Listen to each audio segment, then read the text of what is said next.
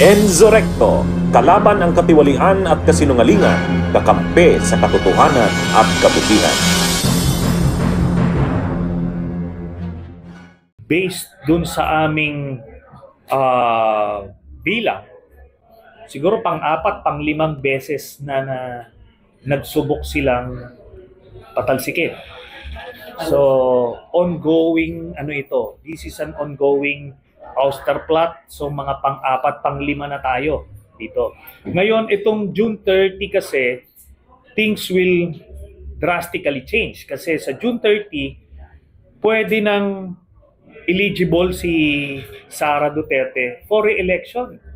Assuming makapwesto siya as president, parang Gloria Macapagal-Arroyo. Pag 2 years, di ba, si GMA dati, GMA nakapwesto siya January of 2001. That's 2.5 years dun sa kanyang term. So nag-assume siya less than 4 years as acting president. So pagka ganon, less than 4 years ka mag-assume as acting president, you are eligible to run for president in 2028. So si GMA na kaya siya ng 9.5 years. O yun. They have attempted and they continue to attempt, pero ngayon mas may bagong dynamic kasi pwedeng pwedeng tumakbo for election. Then who is behind all of this? Si Duterte. Ano na yan? Kumbaga, it goes without saying. Hindi naman gagalaw itong mga to pag walang imprimatur ni Duterte, yung tatay.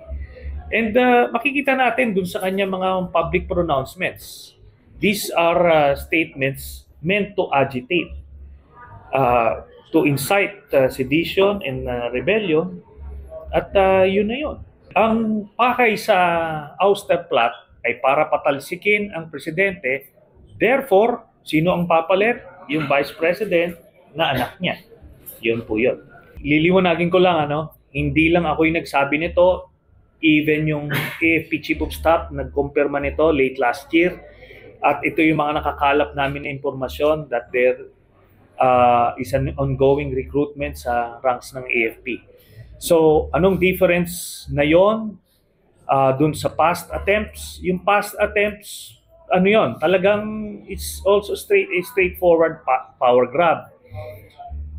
Ngayon lang, ang nadagdag lang na dimension is kung magpa-power grab sila after June 30, pwedeng mag-re-election si Sara Duterte, assuming it was done through an impeachment or yung withdrawal of support kagaya ng ginawa ng EDSA 2. But if it's a straightforward people power or coup, ako naniniwala ang pauupuin nila si Duterte mismo, yung tatay. Pag sinabi nating ouster plot, all options on the table yan sila.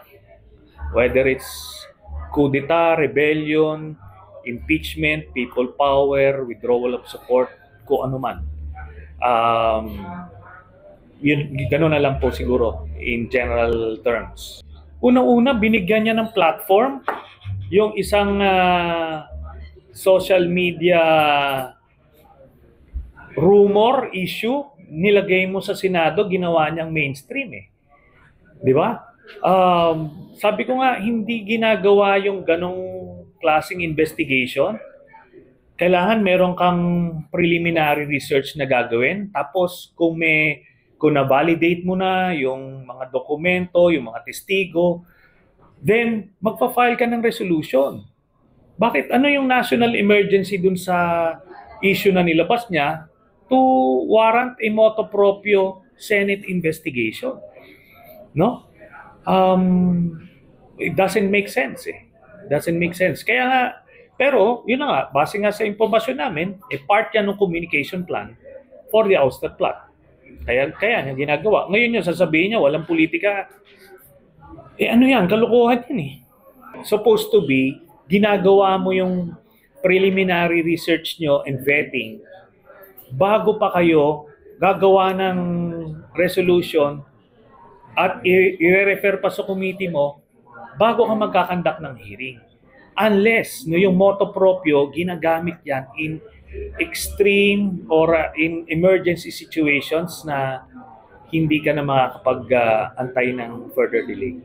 Palagay ko, ganyan yung magiging reaction nila kasi inaaway na yung kanilang principal, no? Kaya ito naman yung kanilang balik. Pero ultimately, magiging kung lakas-lakas na nila yung boses nila, I'm sure pakikinggan sila ni President Marcos, and in that sense, papapasukin na yung ICC. Gusto natin yun.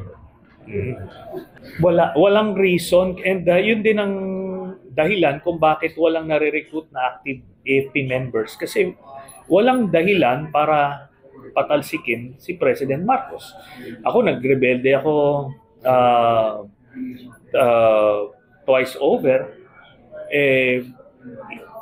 Kumpara dun sa mga kadahilanan namin noon, ngayon wala talaga tayong nakikita pa, no? And in fact, maraming happy na AFP dun sa foreign policy position ni President Marcos, and pati yung approach niya sa AFP modernization. Tayo naman, kilala naman tayo ever since Kung nasa tama ka, di nasa tama ka. At titindigan natin yon. At makita naman natin, even si Senator Risa Hontiveros, na siya yung tinitignan namin na leader ng opposition, pagka maayos yung pulisiya ni President Marcos, sinusuportahan niya yung West Philippine Sea Policy, for example, no? Pero pagka yung mga polisiyang ikasasama ng taong bayan, di nakabantay rin ang opposition to make sure na lahat ng magiging mga policies would protect the interests of the Filipino people. So ganun lang po yun. Ganun yung traditional independent opposition ngayon as represented by Senator Risa Hontiveros. Pero yung de facto opposition nila Duterte, ito talagang auster ang gustong gawin lang. They don't care about the policies.